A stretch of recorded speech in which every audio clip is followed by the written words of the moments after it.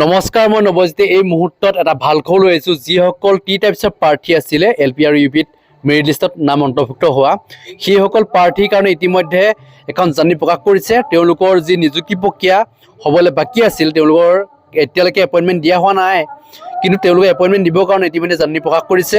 ইয়াত কোৱা হৈছে যে it is for information of the following select candidates under the T type category for post of teachers of LP and UP school against advertisement number to dia ase date and orientation come ceremonial distribution of appointment letters in schedule as follows dia ase tarikh to sailok 20 November tarikhe appointment apnalok dibo aru reporting time to dia 4 pm mane 4 bajat apnaloke present hobo lagibo aru venue to dia ase Simanto Shankardev International Convention Center তাতে গৈ আপোনালোকে উপস্থিত হ'ব লাগিব।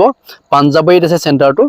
আৰু ইতিমধ্যে আপোনালোকে লিষ্টত দেখা পাই আছে 196 জনক ইতিমধ্যে মাতিছে এল পি আৰু ইউ পিৰ। ইয়াৰে 96 জন আছে এল পিৰ আৰু আপাৰ প্ৰাইমেৰী আছে আপোনাৰ 100 জন। টোটেল 196 জন ইতিমধ্যে প্ৰাৰ্থীক মাতিছে। যিসকল প্ৰাৰ্থীৰ নাম ইতিমধ্যে অন্তৰ্ভুক্ত হৈছে এই তালিকাত, তেওঁলোকেহে এপইণ্টমেণ্ট লাভ কৰিব। এইখিনিয়ে জনাবলগীয়া আছিলে। যদি কিবা ক'ব লগা আছে নিশ্চয় কমেণ্ট ছেকশ্যনত লিখিব। ধন্যবাদ। জয় অসম।